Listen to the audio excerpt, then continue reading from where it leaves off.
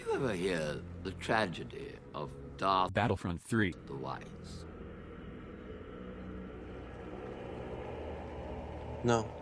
I thought not. It's not a story EA would tell you. Star Wars Battlefront 3 might be the biggest tragedy in the graveyard of cancelled Star Wars games. At least in my opinion. Seeing the potential that was wasted really pains me, as it could have possibly changed not just how Star Wars games are seen, but probably the entire gaming landscape as a whole could have been completely different if this game was released. Why, you ask? Well, it's gonna take some time to explain, but it's really interesting how we came so close to having the most authentic Star Wars experience in a video game just so that it would not come into fruition. We were on the verge of greatness. We were this close. It's a story about ambition, betrayal, and taxation laws.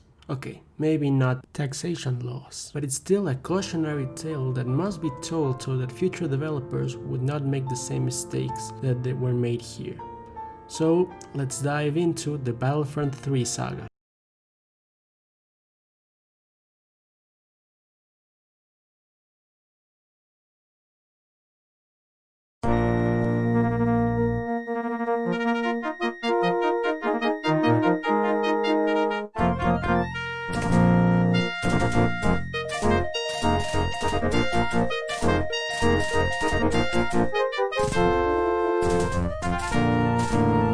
In 2005 was a very big year for Star Wars.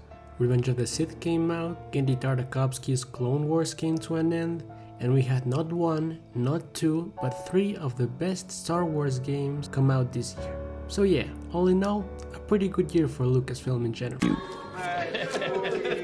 45, 50, 60,000.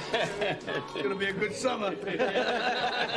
As mentioned, this year saw the release of Star Wars Battlefront 2, a really great game. I may be biased from playing it too much when I was younger, but this was as good as Star Wars games got back then. And a lot of people seem to agree. People like it, critics like it. It sold very, very well, and it had a really big fan base. So big in fact that when the servers were shut down for Xbox Live, it had the second most active servers, only being beaten by Microsoft's very own Halo 2. Naturally, Lucasarts was very interested in making a sequel, but instead of choosing the developer of the first two games, Endemic Studios, they decided to go for a different company, Free Radical Design. Now, Free Radical was made up by mostly ex-Rare employees, most of whom worked on GoldenEye 007 and Perfect Dark, two of the most important first-person shooters of the Nintendo 64 era.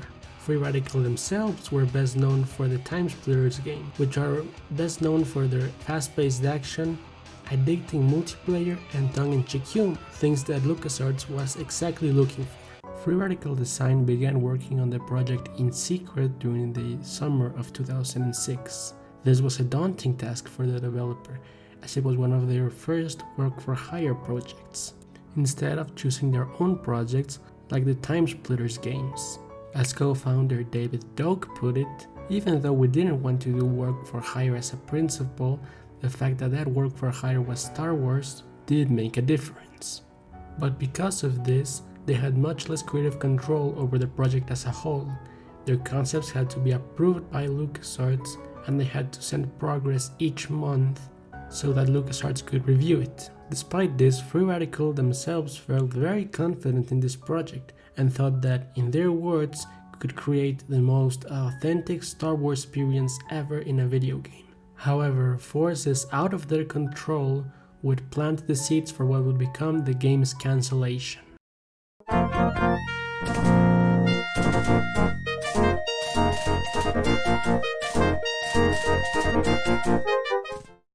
Shortly before LucasArts approached them with the idea of Battlefront 3, Free Radical had struck a deal with Ubisoft to create a new FPS which was going to compete with the likes of Bungie's Halo. Originally meant to be a dark military first-person shooter inspired by films like Apocalypse Now and real-world events like the Iraq War and the Bush administration, they began to develop a game called Haze, which generated considerable media buzz because it was dubbed the Halo Killer. But ironically, the only thing that would end up killing would be Battlefront 3. Like Battlefront 3, this was the first time they were hired to work on a project rather than develop one of their own. Though these two games share little in common, problems that would plague Haze would end up affecting Battlefront 3 and would be one of the main reasons for the game's cancellation.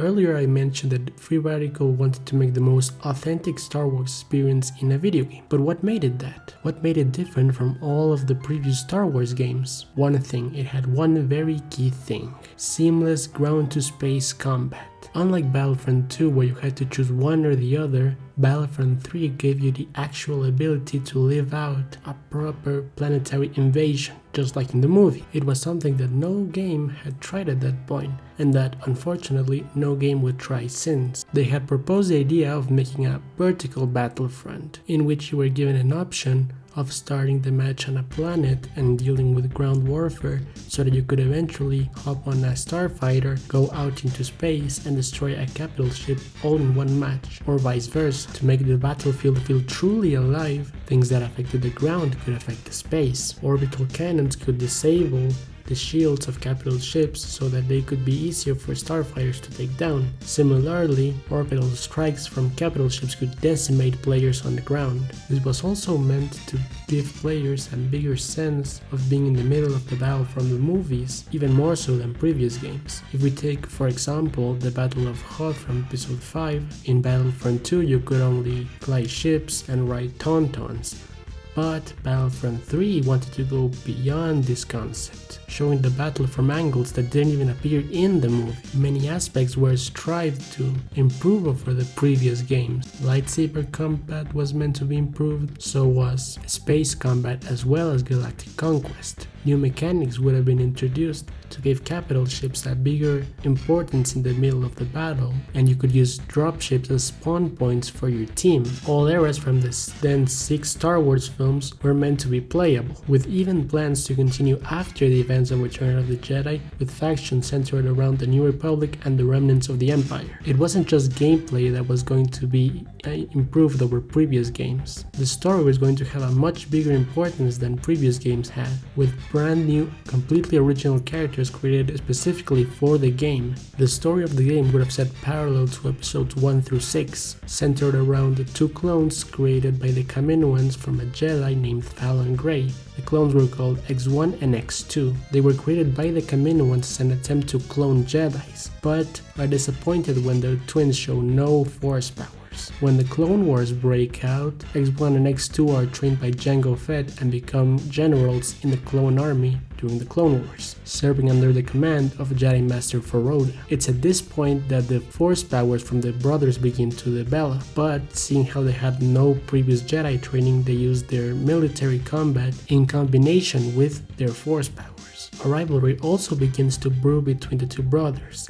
X1 believing himself to be the superior brother because he was created before X2, even though they are genetically the same, giving X1 a false sense of superiority. By the time Order 66 is issued and the clones turn against the Jedi, X1 and X2 are forced to kill their masters. But this is the first time that X2 begins to actually feel a clash between his own morals and the orders he is given. During the rise of the Empire, they become top Jedi hunter, and years later, Darth Vader sends them in a mission to seek for a Jedi in Dantooine. Tensions continue to brew between the two brothers when X2 countermands an attack on a village by X1, which leads him to take sides against the Empire. He then also finds out that the Jedi they are after is Fallon Gray, the man they were cloned after. X2 decides to rebel against the Empire and help him escape, but gets ambushed by X1 and his troops. X1 kills Fallon Gray and leaves his brother for dead, but Fallon Gray manages to use his last seconds to force heal X2 and save his life. Yes, force healing existed back then. Sometime later, Jedi Master Ram Kota goes to Dantooine seeking for Fallon Gray, but only finds X2. With no other choice left, he enlists X2 in the rebellion, where he would participate in key battles during the Galactic Civil War all the way to the Battle of Endor in Return of the Jedi. All of this while X1 has become a high-ranking military official in the Empire. Luke Skywalker would help X2 finish his Jedi training so that he could defeat X1 in the ultimate battle between good and evil. So Battlefront 3 was an attempt by LucasArts president Jim Ward and his ongoing strategy to reorganize the company, alongside with projects like Star Wars The Force Unleashed, a cancelled Indiana Jones game, and Battlefront 3. The game was meant to be released for PS3, Xbox 360, PC, and Wii, with additional versions for the PSP and DS being outsourced to other developers. Things were looking up as development went smoothly into 2007, but even from the beginning, it seems that problems were rising in the background. For example, before they began their work on Haze, Ubisoft made them change their engine to a new C++ one. Now this doesn't seem like a big issue, but the problem with the new engine was that it needed testing, which the development team had no time for. So testing had to be kept to a minimum, as the developers had to work on both the game and the engine at the same time. Unfortunately, the worst was yet to come.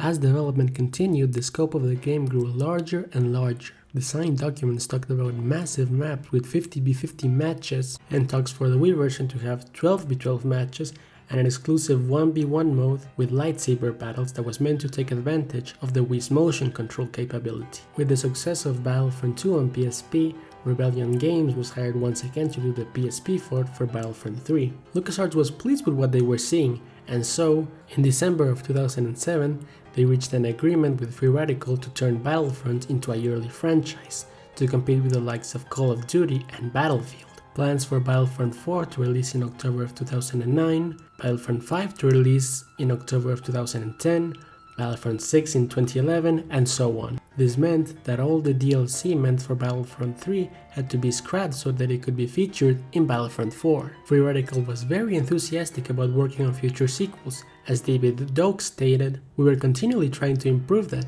and it was going well. It was going so well that we were going to make 2, and they were letting us do some really interesting stuff with the mythology." And he was right.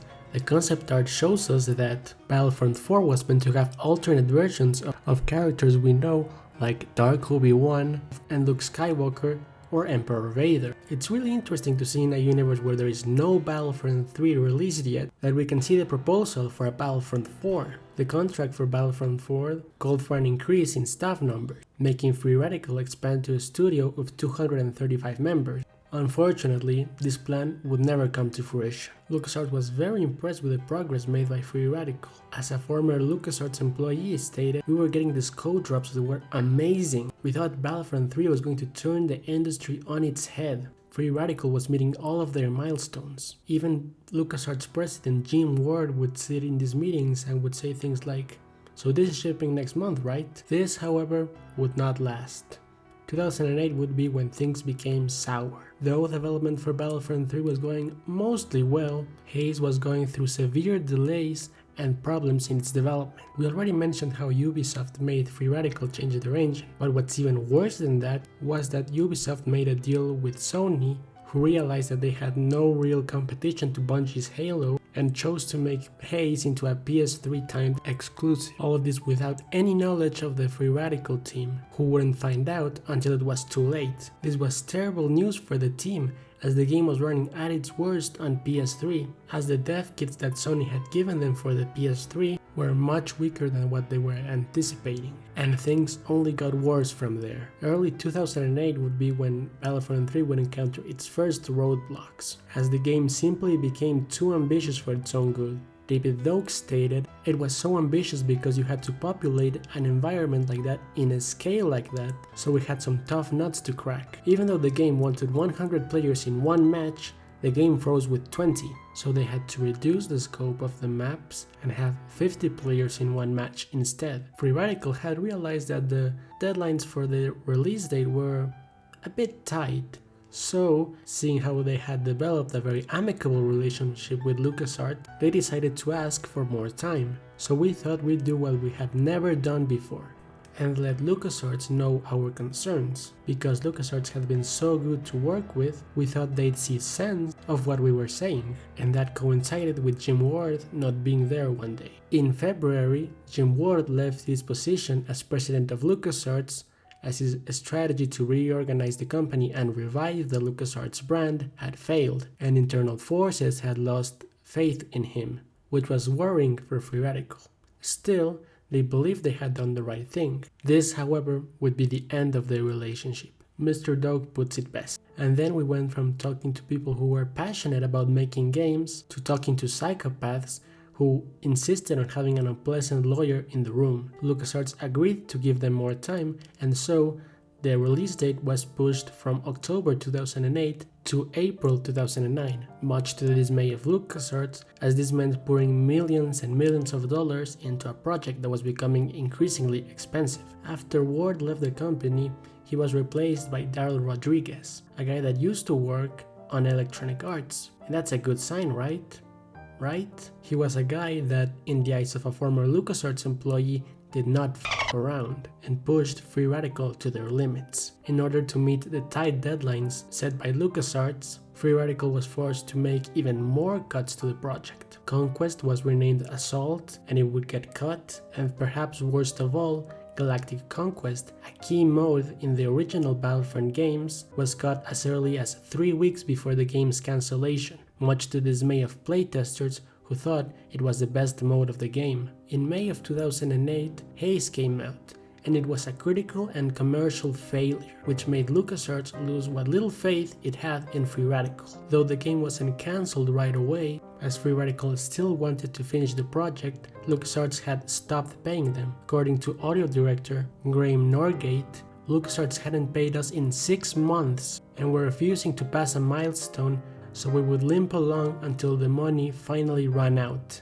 This is a move called stalling tactics, and it's commonly used by publishers that invalidate milestones made by a developer to avoid paying them. Darryl Rodriguez would also begin his own restructuring of the LucasArts company. But unlike Ward's restructuring that wanted to reboot the LucasArts brand, Rodriguez only wanted to keep costs down and profits up, with no regard for the games.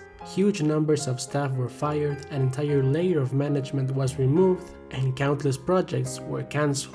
Many people who were fired had supported the Battlefront project for as long as it had been on development. Despite how grim things looked, Free Radical had reached alpha testing by late 2008, hoping that this could salvage the project, as it only needed bug testing to be completed. However, because it wasn't bug-free, LucasArts saw it as an incomplete project and cancelled the game. Despite that, according to Steve Ellis, another co-founder from Free Radical, the game was 99% complete. Now, I could go on and on about how Free Radical felt about LucasArts during the last months of development of Battlefront 3, but I managed to find a video that Free Radical employees made during these final few months. And oof, you gotta watch it for yourselves to believe it. I'm a representative of LucasArts, and would like to talk about Star Wars Battlefront 3. Okay. We have to pull the game, it has become too good, you need to make it worse, or we're pulling the game. For fuck's sake, you LucasArts people seriously piss me off. Why the fuck would you pull a game with groundbreaking technology and great design? Because this is Star Wars, because we need to make products with the Star Wars name, but with little content. It's about making a fucking bucket full of money, don't you understand? Yes, but we can also make a great product too. You can even fly into space. Why would LucasArts want to ditch such a great idea? Because we want to develop for an older platform with another company and hope some dipshits rush out and buy it, like they did when The Phantom Menace came out on DVD. You guys are assholes. Let me get one thing straight. George Lucas doesn't give a shit about good products, he just needs some extra cash. I heard he is trying to buy Cuba. You bunch of fucking jerks. You've really fucked things up and now you are gonna get away with bad-mouthing us, just to make you guys look good. I made GoldenEye, don't you know? I'm going to fuck you guys up with another company, and when I can I'm going to ram a fucking Wookiee right up your Star Destroyer. Enough of the scare tactics, we will release Battlefront 3 on a different platform, even if it did take you guys so long to make. You LucasArts are really a bunch of fucking animals hiding behind suits. So basically, Free Radical called LucasArts a company that didn't care about making good Star Wars games and only cared about making money. Huh, now where have I heard this before? So you might be asking to yourselves, if the game was so close to be released, why would LucasArts cancel the game? You know, they had spent so much money on the project and sunk costs and all that. All that effort. You're just gonna toss it away? That's the sunk cost fallacy. Wait, the what? The fallacy of sunk cost. It's what gamblers do. They throw good money after bad, thinking they can turn their luck around. It's like, I've already spent this much money. Why? Well, I suspect it has something to do with Haze and its poor reception, as LucasArts had promised that Haze would get an 85 score on reviews. It didn't. So even more so than the game's state or quality, I think that LucasArts feared that even if they paid for bug testing and the publishing costs, that they would not make their money back. Pair that with the global crisis of 2008 and... Baby, you got a stew going. With the game cancelled, LucasArts was not willing to pay the full contract they had originally made with Free Radical, and so gave them a choice. Either go to court in a legal battle that would last for years and would take up of more money than Free Radical had available, or pay a fraction of the original amount they had agreed upon. Free Radical had no choice. If you think that sounds a bit scummy from LucasArts' part, then that's because it is. But this isn't a practice that LucasArts was only doing. This is a common thing made by publishers whenever they want a game cancelled.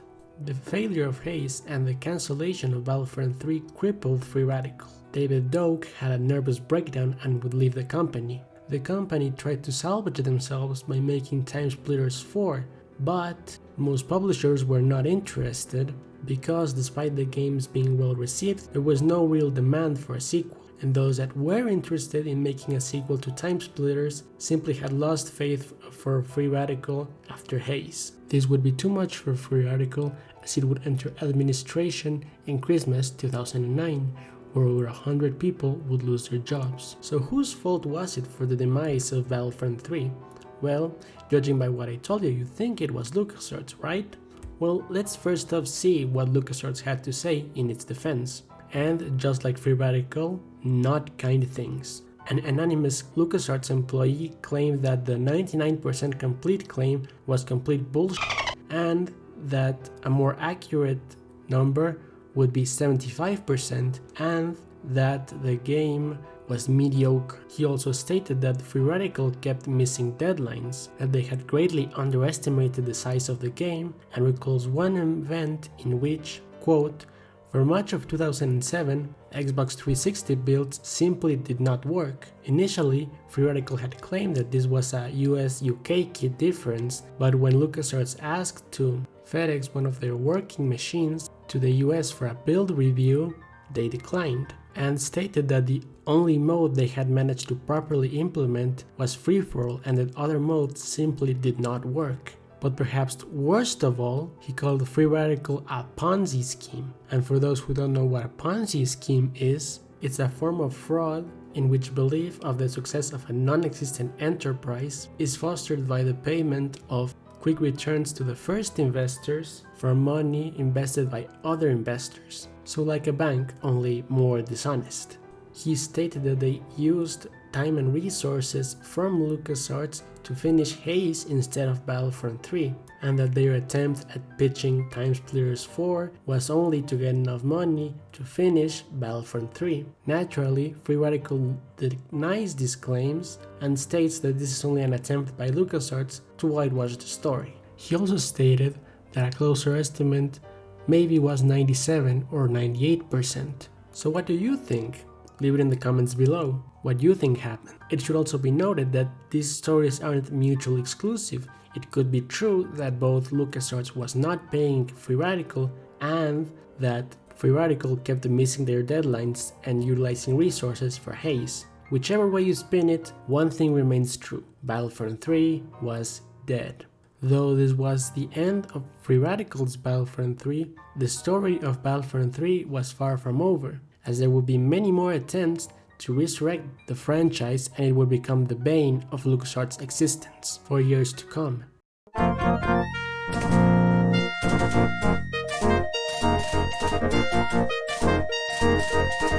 Undeterred by their previous failure, LucasArts still wanted to create a new installment in the Battlefront series. They teamed up with Slant 6 Games, the developers behind SOCOM, to create a downloadable, online-only Battlefront game for Xbox 360 and PS3. The scope of this game was going to be much smaller and much less ambitious than the previous attempt. It was also stated that LucasArts wanted to salvage as much concept art from the ill-fated Battlefront 3 project. LucasArts wanted the game to be released at the end of 2010, as they did not want a stacked 2011 release schedule. Though ironically, the only game to be released in 2011 of Star Wars was The Old Republic. However, this would only give Slant 6 a year to develop the game, and for a studio the size of Slant 6, it would not be possible. This wasn't the only time LucasArts had given a ridiculous crunch time to developers, as another game that was released in 2010, Star Wars The Force Unleashed 2, also had only 1 year to be developed, despite the developers pleading with LucasArts to give them more time, as they knew that if they only made the game in a year, it would be mediocre. It was. As soon as they found out that the project couldn't be made in less than a year, LucasArts cancelled the project.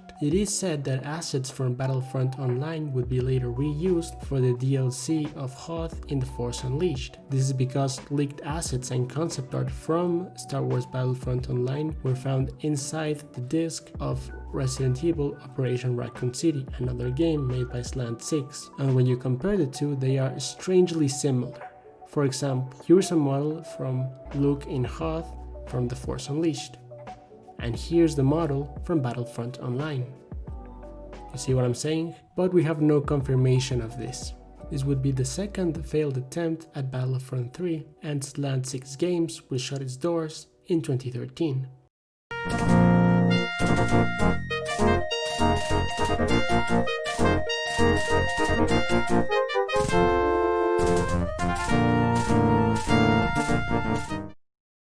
With now 2 failed attempts and 2 dead video game developers, LucasArts took it upon themselves to make the next entry in the Battlefront series.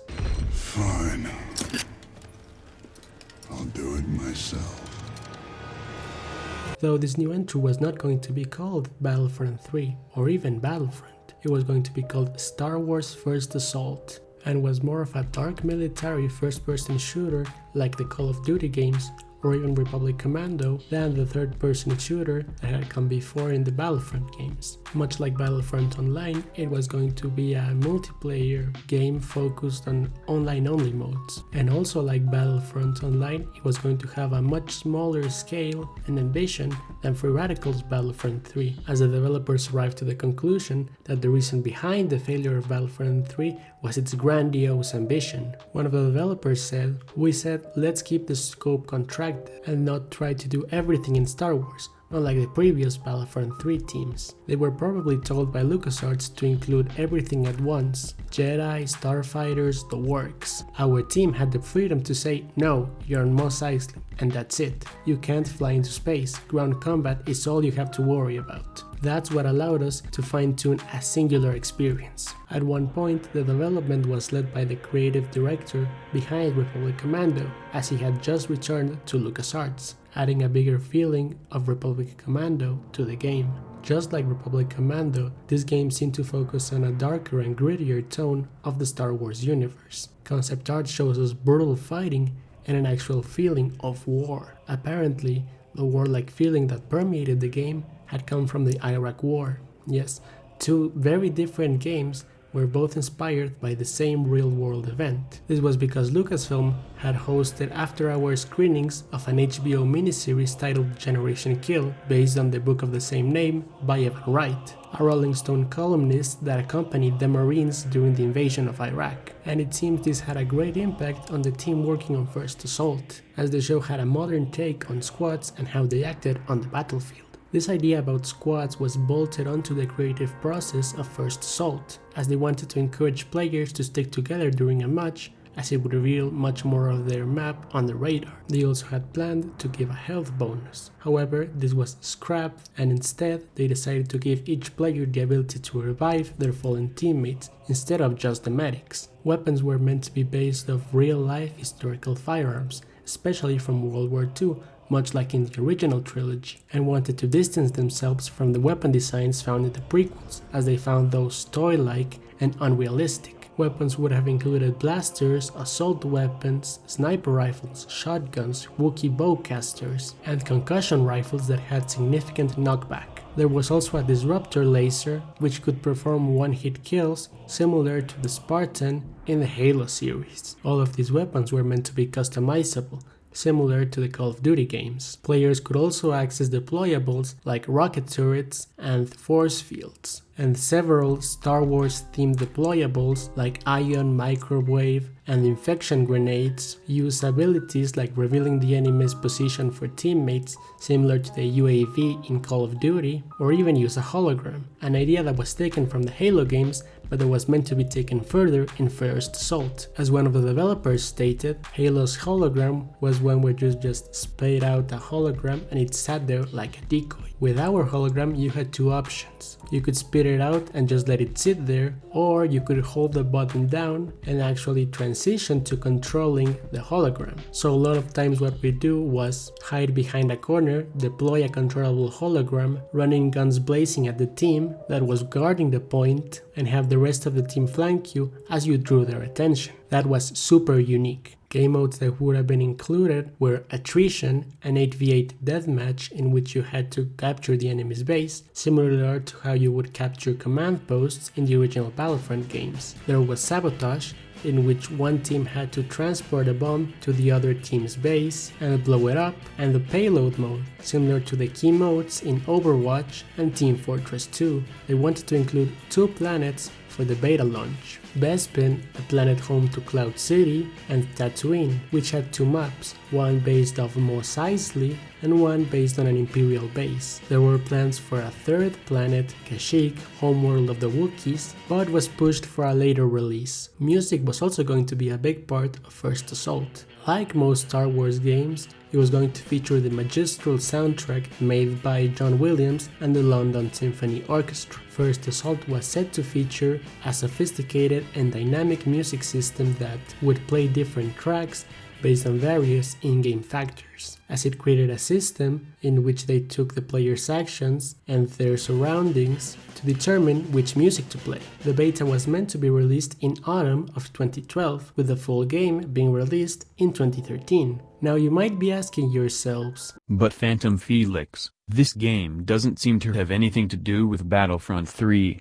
so why mention it? Well, their plan was a 3-step approach, in which step 1 would be First Assault, which would be the basis for infantry combat. Step 2 was a project that was developed alongside First Assault called Version 2, aka Project Wingman, which was meant to be a vehicle combat based shooter with vehicles from the Star Wars franchise, and was going to be the basis for vehicle combat, which was meant to be released in 2014. Finally, Step 3 was going to be the Star Wars Battlefront 3 that we were waiting for all along, which was going to feature starfighter combat and a single player campaign, which was hopefully meant to be released in 2015. Development started in 2009 and was going well for about 3 years until disaster struck yet again. Just as the beta was going to be released on the Xbox Live Store, Disney purchased Star Wars in October of 2012, which meant development was halted and the future of Lucasarts became uncertain. It was ready to be released on the store,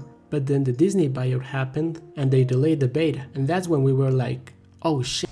Now, most people tend to believe that this was the end of the story, and that the moment that Disney acquired Star Wars, that it was the end for these games. But that's not entirely true. LucasArts' final years were full of internal instability and constant layoffs. It got so bad that EA was planning to buy LucasArts. Let me say that again. EA was going to buy LucasArts. Disney was trying to find a way to salvage the company, and was very interested in the games that they were developing. But it seems that the failures in management had finally caught up with the company, as all of the changes that were made were too little, too late. Still, the first Assault team soldiered on through to the very end. On April 3rd, 2013, LucasArts was finally shut down, and with it died Star Wars First Assault. This was a crushing blow to the dev team that had worked so hard on the project. Though there was never an official explanation as to why the game was cancelled, some speculate that it had to do with EA, who was interested in the Star Wars license for quite some time now, and that it had reached to an agreement with Disney to secure the Star Wars license, halting the function of LucasArts as a developer. Now, not everything went to waste, at least, as Richard Lim, one of the concept artists who worked on First Assault, would then go on to work on Rogue One, a Star Wars story, which would also retain the warlike approach that First Assault was going for. So then that's it then. Our last hope for Battlefront 3 died with LucasArts, right? No, there is another.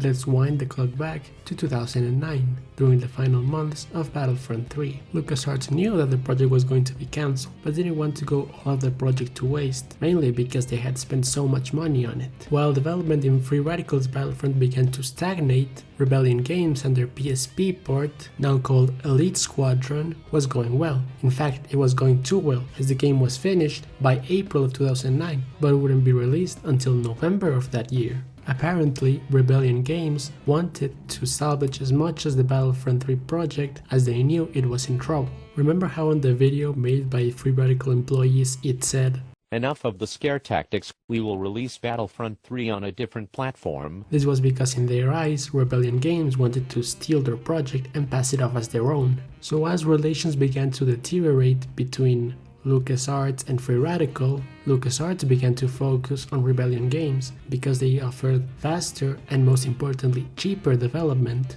and even additional profits, as they offered LucasArts a PS2 version of Elite Squadron, mainly because they were selling essentially the same game, only that with better graphics and an additional split-screen multiplayer mode. LucasArts, seeing how things were going south with Free Radical and seeing more potential profit, began to prefer Rebellion Games over Free Radical, as they gave them control of not only the PS2 version, but also the PC version, much to the anger of Free Radical. After LucasArts and Free Radical parted ways, LucasArts focused entirely on Rebellion's Battlefront. In fact, after Free Radical went into administration, Rebellion Games tried to buy Free Radical in a last-ditch effort to maintain the game alive. However, this would not come into fruition. Somewhere along the lines, the PS2 version was cancelled, likely because LucasArts didn't want to spend more on marketing, as a console release would mean additional marketing, while the PC version was never even picked up.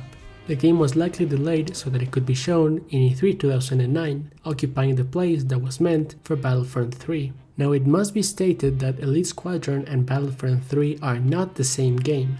Elite Squadron was created as a sequel to Renegade Squadron. It wasn't until after development for Battlefront 3 began to ramp up that LucasArts decided to merge the two projects. Though some assets from the cancelled Battlefront 3 did make it into Elite Squadron, and many concepts, particularly the story between X1 and X2, was kept. But Elite Squadron was built off the engine of Renegade Squadron and uses no code from Battlefront 3. The most clear place one can see this is with the ground-to-space combat. In Free Radical's version, it was going to be all seamless, but in Elite Squadron, there is a clear transition between space and ground. Then finally, in November 2009, Elite Squadron was finally released, the closest thing we have to a Battlefront 3. And it received mediocre reviews, with critics criticizing the controls, the lack of impact the space battles had in everything, and the lackluster instant action mode. So then, was this the Battlefront 3 we were looking for all along?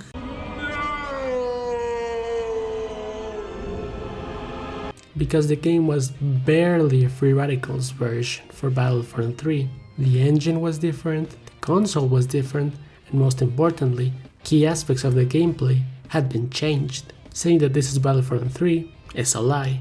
So then what do we have left? 3 cancelled projects and a half-baked port? Well, unfortunately that is kind of it. Elite Squadron is kind of forgotten by most fans, so all we are left is with the what could have been. But could EA finally turn things around? Could it finally break the cycle and give us at least a good Battlefront game? I mean, after all, in the 2000s they made some of the best licensed games around.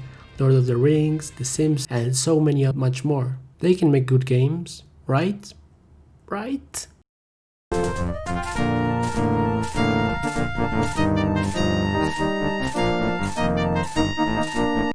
With Lucasarts gone, EA wasted no time in making a new Star Wars project. So what were they going to make? Continue development on Star Wars 1313? No.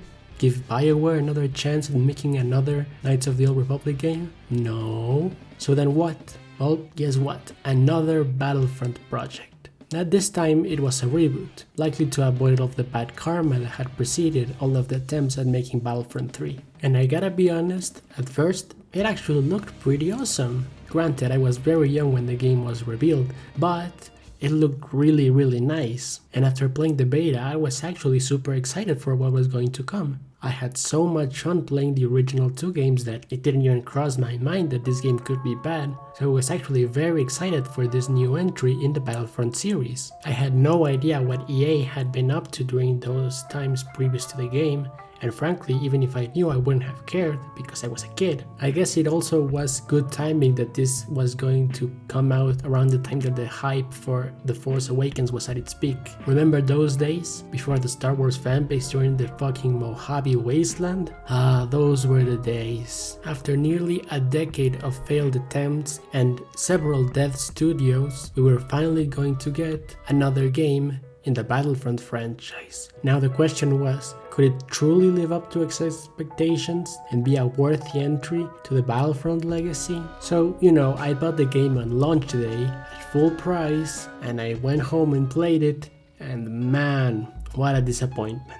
Now you might have heard this before, but the problems with the game are pretty cut and dry. First of all, most people realize that the game looks beautiful, the graphics and the sound design are excellent. Even at the end of this generation I can still say that the game looks really well. But the combat is very simplistic and especially in vehicles is incredibly lackluster. But hands down, the biggest problem with the game was its lack of content, especially of a single player campaign. Now they did add more content after the release, but the fact that you had to spend another $60 for essentially the other half of the game was insulting to say the least. I was very upset over this, and it would forever make me distrustful of buying an EA game on launch. And it's not like DICE would lose its way after this. No, because a year after this they made Battlefield 1, one of my favorite first-person shooters of this generation. So I'm not sure what happened. Likely DICE had a really good idea, but unfortunately it was EA and its consumer predatory practice that really ruined this game. Clearly nothing more than an attempt by EA to cash in while the hype for The Force Awakens was high. Now I know that you might be thinking that this is a bit off topic, but it's necessary to understand this so that you can see at the state that the Battlefront franchise was at this point, especially from fans of the original like myself. Despite this being the third release of a Battlefront game in a console, I think no one considers this Battlefront 3, because it's really no better than calling Elite Squadron Battlefront 3. Just doesn't feel right. So who do we turn to when corporations let us down? Fans. Obviously fans. After all, they know what fans want. First, let's take a look at Star Wars Battlefront 3 Legacy, a mod for Battlefront 2. Honestly, this might be the best Battlefront 2 mod ever, at least in my opinion. Shout out to the whole mod team who worked on this so hard. El Fabricio and the rest of the team, great job. Now my problem with this mod isn't really the quality or the amount of effort put by the mod team. No, it's not that. The problem is that it's running on the Battlefront 2 engine, an engine that's now 15 years old. So naturally, all of its shortcomings don't come from the effort or the quality, it comes from the engine. And I mean no disrespect to the mod team, but it still has a long way to go before it becomes the mod it wants to be. If only there was a company who would be willing to start the game from the ground up, but also using the assets of the failed Battlefront 3 game and finally fulfill our desires to give us Battlefront 3, that would be great, right? What if I told you that one developer had that exact same idea?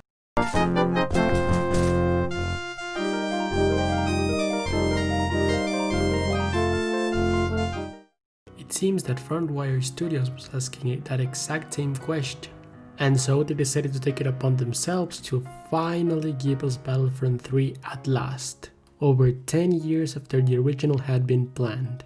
Frontwire Studios wanted to create Star Wars Galaxy in Turmoil, a game by fans, for fans, utilizing assets from the failed project, just like Battlefront 3 Legacy, though it wasn't going to run on the same proprietary engine that Free Radical had built all those years back. Instead, it was going to use the much more common Unreal Engine 4. Though it began borrowing many assets from the cancelled project, it slowly but surely began to evolve and create its own assets and music from the ground up, and the Free Radical assets became placeholders as time passed. Though the game had started out as a continuation of the Battlefront 3 project, it slowly began to have a slightly different vision to that of Free Radicals, but it still was going to maintain the seamless ground-to-space combat that we had been promised for nearly a decade now. The project began in January of 2016, and by June it had managed to reach a deal with Valve to distribute the game through Steam, which made it gain a lot of attention. But perhaps what made it gain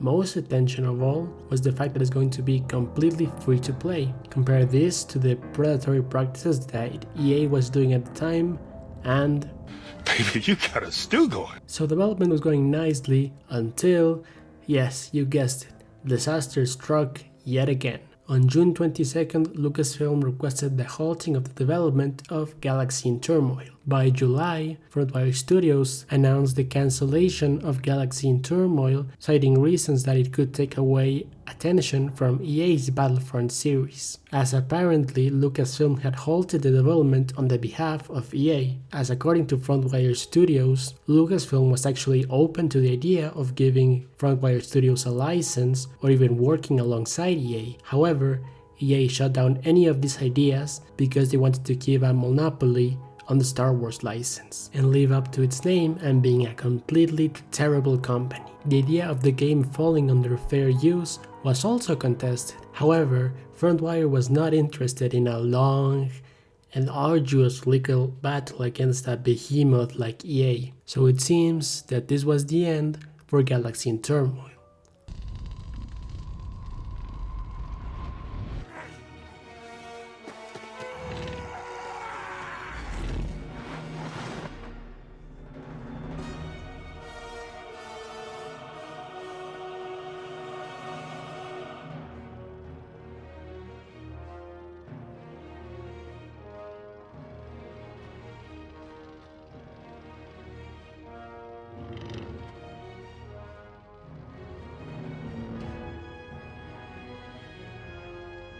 Or was it? Frontwire Studios did not want its project to go to waste, and so they decided to rebrand it as an original IP with a cyberpunk theme, but still maintaining the seamless space-to-ground combat that Free Radical had come up with all those years back. The game was released in Steam in 2019. It's still in early access, but unfortunately has received mixed reviews. Now, it's kind of hard to criticize a game that's on early access and it's made by not paid developers, so I'd wait before giving an actual criticism of this project. Now, there is an alpha out there that did use some assets from Star Wars Battlefront 3, but because the game quickly evolved into its own thing, that alpha was actually left really early on in development. So after a decade of failed attempts both by fans and big developers, it seems that the story of Battlefront 3 was finally over.